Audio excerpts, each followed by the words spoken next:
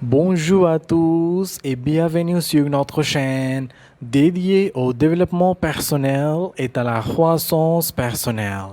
Aujourd'hui, nous allons plonger dans l'histoire fascinante de l'une des marques les plus emblématiques au monde avec Shoe Dog, un mémoire by the creator of Nike, de Phil Knight. Découvrez comment une petite start-up est devenue un géant mondial du sport. Restez avec moi jusqu'à la fin pour découvrir les leçons clés et les moments marquants de ce récit inspirant. Si vous êtes nouveau ici, n'oubliez pas de vous abonner et d'activer la cloche de notification pour ne manquer aucun de nos audios inspirants. C'est parti!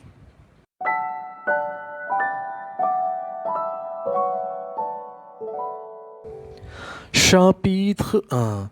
Le premier chapitre de Shoe Dog commence en 1962 lorsque Phil Knight, un jeune diplômé de 24 ans, décide de poursuivre ce qu'il appelle son rêve fou. Knight, passionné de course à pied et récemment diplômé en commerce de l'université de Stanford, décide de faire un tour du monde. Ce voyage allait être bien plus qu'une simple aventure, il allait poser les bases de ce qui deviendrait plus tard Nike. Phil Knight commence son voyage en empruntant $50 à son père pour acheter un billet d'avion. Il se rend d'abord à Hawaï où il travaille brièvement comme vendeur d'encyclopédies. Cependant, c'est son passage au Japon qui marque un tournant décisif. Fasciné par l'innovation japonaise, il décide de visiter l'usine d'Onitsuka, le fabricant des chaussures de Sport Tiger. À son arrivée à Kobe, au Japon, Knight est impressionné par la qualité et le design des chaussures Tiger. Il se rend à une réunion avec les dirigeants d'Onitsuka où il fait preuve de beaucoup d'audace et de détermination.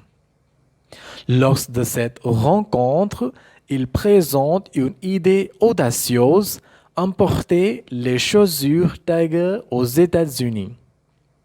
Il se présente comme le représentant de Blue Ribbon Sports, une entreprise qu'il invente sur le moment. Contre toute attente, les dirigeants d'Onitsuka sont intéressés et acceptent de lui envoyer des échantillons. C'est ainsi que Phil Knight rentre aux États-Unis avec les premières paires de chaussures Tiger, posant les bases de Blue Ribbon Sports. Cette entreprise, créée de toutes pièces, est sur le point de devenir une véritable aventure commerciale. De retour aux États-Unis, Knight commence à vendre les chaussures Tiger depuis le coffre de sa voiture. Il court de course en course, parlant aux athlètes et leur faisant essayer les chaussures. Les débuts sont modestes, mais Knight est déterminé et passionné. Il commence à recevoir des commandes et à construire une clientèle fidèle malgré les nombreux défis financiers et logistiques qu'il rencontre. Un moment clé de ce premier chapitre est la rencontre avec Bill Bowerman, l'entraîneur de course de Knight à l'Université d'Oregon. Bowerman est non seulement un entraîneur exceptionnel, mais aussi un innovateur passionné par l'amélioration des performances des coureurs. Il voit le potentiel des chaussures Tiger et propose à Knight de devenir partenaire dans cette entreprise naissance. Chapitre 2. Dans le deuxième chapitre, Phil Knight nous plonge dans les premiers jours de Blue Ribbon Sports. Nous découvrons les difficultés financières, les problèmes de logistique et les décisions cruciales qui ont façonné les débuts de cette entreprise. Phil Knight, avec son cofondateur Bill Bowerman, continue de travailler sans relâche pour faire de leur rêve une réalité. L'un des premiers défis majeurs auxquels Knight et Bowerman sont confrontés est le financement. Blue Ribbon Sports est constamment à court de liquidité. Chaque fois que Knight vend une paire de chaussures, il réinvestit les revenus dans l'achat de nouvelles paires. Cette stratégie de flux de trésorerie serait et risquée, mais nécessaire pour maintenir l'entreprise à flot. Par exemple, Knight raconte comment il doit négocier des termes de crédit plus favorables avec Onitsuka pour pouvoir continuer à importer les chaussures Tiger. À plusieurs reprises, il se retrouve à jongler avec les paiements, utilisant des fonds personnels pour combler les lacunes. Malgré ces difficultés, Knight reste optimiste et déterminé. La logistique est un autre défi majeur. À l'époque, les communications internationales et le transport des marchandises ne sont pas aussi développés qu'aujourd'hui. Knight passe des heures à coordonner les expéditions de chaussures depuis le Japon, à gérer les douanes et à s'assurer que les produits arrivent en bon état et à temps. Knight décrit une situation où une expédition de chaussures est retardée en raison de problèmes douaniers. Il doit naviguer à travers la bureaucratie et les complications administratives pour récupérer les chaussures et les livrer à ses clients impatients. Ces expériences lui enseignaient l'importance de la résilience et de la persévérance. Malgré ces défis, Blue Ribbon Sports commence à enregistrer ses premières victoires. Les chaussures Tiger gagnent en popularité parmi les coureurs et les athlètes. Les ventes augmentant progressivement et Knight commence à voir les fruits de son travail acharné. L'entreprise attire également l'attention des investisseurs potentiels. Un moment marquant du deuxième chapitre est la première grande commande de chaussures pour une équipe universitaire. Cette commande représente non seulement une validation de la qualité des produits Blue Ribbon Sports, mais aussi une preuve de la confiance croissante des clients dans l'entreprise. Knight et son équipe célèbrent cette victoire comme un signe prometteur pour l'avenir. Avec la popularité croissante des chaussures Tiger, Nike commence à envisager l'expansion. Il recrute des vendeurs supplémentaires pour couvrir plus de territoire et augmenter les ventes. Il commence également à explorer de nouvelles opportunités de marketing pour accroître la visibilité de la marque. Par exemple, Nike met en place un réseau de distributeurs pour attendre plus de clients. Il participe à des salons professionnels et des événements sportifs pour promouvoir les chaussures Tiger. Ces efforts commencent à porter leurs fruits et l'entreprise connaît une croissance régulière.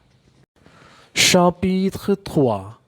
Le troisième chapitre de Shoe Dog se concentre sur l'année 1965, une période cruciale pour Blue Ribbon Sports.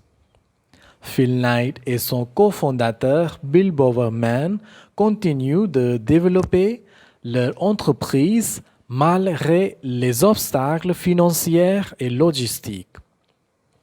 Cette phase de croissance marque également l'arrivée de nouveaux membres dans l'équipe, renforçant la capacité de Blue Ribbon Sports à atteindre ses objectifs. Avec l'augmentation des ventes de chaussures Tiger, Phil Knight se rend compte qu'il ne peut plus gérer l'entreprise seul. Il recrute Jeff Johnson, un ancien camarade de classe de Stanford, comme premier employé à temps plein. Johnson est passionné par la course à pied et partage la vision de Knight pour l'entreprise. Il devient rapidement un atout précieux pour Blue Ribbon Sports. Jeff Johnson se distingue par son dynamisme et son ingéniosité. Il ouvre le premier magasin de détail de Blue Ribbon Sports à Santa Monica, en Californie, et commence à établir des relations personnelles avec les clients. Johnson crée également le premier catalogue de la société, offrant aux clients une nouvelle façon de commander des chaussures par correspondance. Ces efforts contribuent à accroître la visibilité et les ventes de l'entreprise. Cependant, la croissance rapide de Blue Ribbon Sports entraîne de nouveaux défis financiers. Nike continue de réinvestir tous les profits dans l'achat de nouvelles chaussures, ce qui crée une pression constante sur les flux de trésorerie. À plusieurs reprises, l'entreprise se retrouve au bord de la faillite. Knight doit alors trouver des solutions créatives pour maintenir l'entreprise à flot. Un exemple marquant est la demande de crédit supplémentaire auprès de la First National Bank of Oregon. Knight présente un plan détaillé pour justifier la nécessité d'un prêt plus important. Bien que les banquiers soient sceptiques, Knight réussit à les convaincre grâce à sa passion et à sa détermination. Cet accès au crédit permet à Blue Ribbon Sports de continuer ses opérations et d'éviter la faillite. Un autre aspect crucial de ce chapitre est la relation de Knight avec Onitsuka, le fabricant japonais de chaussures Tiger. Alors que les ventes de Blue Ribbon Sports augmentent, Onitsuka commence à voir l'entreprise américaine comme un partenaire stratégique important. Cependant, cette relation est complexe et parfois tendue en raison de différences culturelles et de problèmes de communication. Par exemple, Onitsuka commence à exprimer des doutes sur la capacité de Blue Ribbon Sports à gérer les volumes croissants de commandes. Knight doit constamment rassurer ses partenaires japonais et prouver que son entreprise peut répondre à la demande. Ces interactions soulignent l'importance de la diplomatie et de la gestion des relations internationales dans le développement d'une entreprise globale. Malgré ces défis, Knight et Boverman continuent d'innover. Boverman développe de nouveaux modèles de chaussures expérimentant avec différents matériaux et désigne pour améliorer la performance des athlètes. L'innovation devient un pilier central de la stratégie de Blue Ribbon Sports, différenciant la marque les concurrents. Un exemple clé est le développement de la semelle waffle, une idée née de l'expérimentation de Boverman avec un gaufrier. Cette semelle innovante offre une meilleure traction et un amorti supérieur, ce qui en fait un choix populaire parmi les coureurs. Ce type d'innovation contribue à renforcer la réputation de Blue Ribbon Sports en tant que leader dans le domaine des chaussures de course. Chapitre 4. Dans le quatrième chapitre, nous sommes en 1967 et Blue Ribbon Sports est en pleine expansion. Cependant, cette croissance rapide apporte son lot de nouveaux défis, notamment des problèmes de trésorerie, des tensions avec Onitsuka et des décisions stratégiques importantes à prendre pour l'avenir de l'entreprise. Les problèmes de trésorerie deviennent de plus en plus pressants. Les ventes augmentent, mais les marges sont encore faibles et la nécessité de réinvestir dans le stock continue de peser lourdement sur les finances de l'entreprise. Phil Knight est constamment à la recherche de financement pour maintenir les opérations de Blue Ribbon Sports. Par exemple, Knight décide de solliciter l'aide de la Bank of California. Il présente un dossier convaincant montrant les performances et le potentiel de croissance de Blue Ribbon Sports. La banque accepte de fournir un prêt substantiel, ce qui donne à l'entreprise une bouffée d'air frais et permet de stabiliser ses finances à court terme. Parallèlement, les relations avec Onitsuka se compliquaient. La popularité croissante des chaussures Tiger aux États-Unis attire l'attention de concurrents potentiels et crée des tensions entre Blue Ribbon Sports et Onitsuka. Des rumeurs commencent à circuler selon lesquelles Onitsuka envisage de trouver un nouveau distributeur pour ses chaussures aux États-Unis. Lors d'une réunion avec les dirigeants d'Onitsuka au Japon, Knight doit faire face à des questions difficiles et à des doutes sur la capacité de Blue Ribbon Sports à gérer l'augmentation des volumes de commandes. Knight se montre diplomate et assure ses partenaires japonais de son engagement total à développer le marché américain. Cependant, cette rencontre laisse Knight préoccupé par l'avenir de leur partenariat.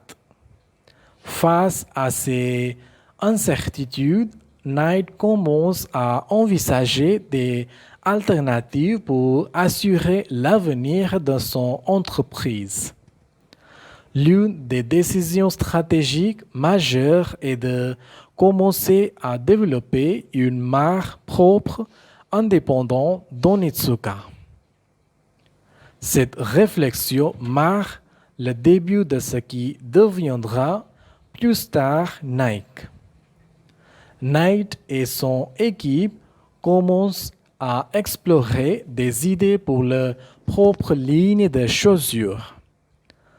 Ils engagent un designer pour travailler sur un logo et un nom de marque.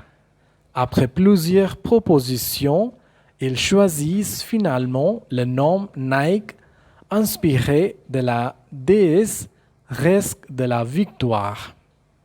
Caroline Davidson, une étudiante en design graphique, crée le célèbre logo Swoosh pour seulement $35. En plus de développer leur propre marque, Blue Ribbon Sports commence à diversifier ses produits. Ils élargissent leur gamme de chaussures et introduisent de nouveaux modèles conçus pour répondre aux besoins spécifiques des coureurs américains. Cette diversification permet de réduire la dépendance à l'égard des produits d'Onitsuka et de renforcer la position de l'entreprise sur le marché. Par exemple, Bowerman continue d'innover avec de nouvelles technologies et matériaux pour améliorer les performances des chaussures. Il expérimente avec des semelles plus légères et des tissus respirants, ce qui aboutit à la création de modèles innovants et populaires parmi les coureurs. Et voilà un aperçu détaillé du livre Shoe Dog, a mémoire by the Creator of Nike de Phil Knight. Si vous avez trouvé ces informations utiles, n'hésitez pas à partager cet audio avec vos amis et à laisser un commentaire ci-dessous. Assurez-vous de vous abonner à la chaîne pour ne pas manquer nos prochains audios sur le développement personnel et les résumés de livres. Merci d'avoir écouté. Au revoir.